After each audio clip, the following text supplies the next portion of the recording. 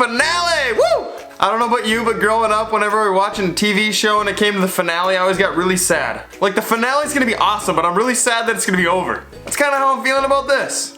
You might be thinking, well, finale means finally. Oh my gosh, thank goodness these are almost over. This is the last one. Wherever you're at, this is the final one of the series, and I want to thank you for joining with me. Like most videos, I want to start off in a story.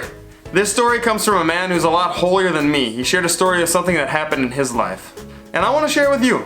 I can't remember his name, so we'll just call him David. David used to go to the bar every single Friday. He would play pool with other guys, play darts with them, and really try to love them well. He wouldn't even drink. So David kept doing this, kept going to the bar every single Friday. And he could tell that someone in the bar wasn't super fond of him. Just by the way the other guy's body language was, David could tell that this guy didn't really like him. And it just so happened to be this guy was a huge bodybuilder, like truly a bodybuilder, not just someone like a bodybuilder, he actually was in competitions. One Friday night, David left the bar and was going to his car until he got stopped. A booming voice came from behind him and said, "Stop." The voice said, "David, I hate you. You're the happiest person I've ever seen in my life. You're unattractive, you're out of shape, you don't even drink. Why are you so happy? You make me angry. The way you act makes me want to punch you in the face." Standing before David is this Goliath of a man. See what I did there? Oh, funny. David stands there right next to the man, outwardly cool, calm, and collected, but inwardly thinking this might be his last conversation he ever has in his life. And he says clearly and confidently, "The reason I'm so happy is because I know Jesus and I talk to him daily. And I try to love others the way that he loves me."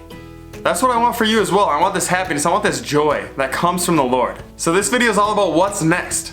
Maybe now you've already fostered this personal relationship with Jesus, or you're just starting. Wherever you're at, I want to share a few practical steps on what you can do now to get to know Jesus, to love him and love others the way that he loves us. How do we do this? Daily intimate contact with the Lord. Talking with him as you would talk with a friend in prayer. It's what we've been talking about this entire time. Make that time for Jesus daily and then try to love others the way he loves you. Second tip I have is find people to run to Jesus with. Faith together is way better and quite frankly easier. Whether that be a prayer partner or a small group, find people you can talk with about Jesus. You can also listen to people online who are pointing people to Jesus. My favorites are Father Mike Schmitz on Ascension Presents and then Bishop Robert Barron with Word on Fire. These are two great men striving to bring people closer to Jesus. The third tip I have is go to church on the weekends. I'm Catholic, so I encourage you to go to Mass if you're Catholic. Every Sunday, make a point to be there with the Lord. At the Last Supper, Jesus said, "This is my body and this is my blood." Therefore, as Catholics, we believe that this is truly the body and blood of Christ that we're receiving in the Eucharist.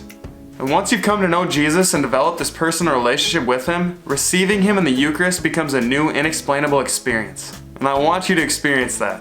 So yes, no matter who you are, go to that church service, go to that Mass every single Sunday. The fourth suggestion I have is start serving. Lunch ladies do a really good job of this one. We all have been given gifts by God, and one of my favorite Bible verses I'd like to share with you right now. Each of you should use whatever gift you have received to serve others as faithful stewards of God's grace in its various forms. You are bringing the grace of God to others when you share your gifts with them. That is amazing! Someone once said, "It's in giving that we receive."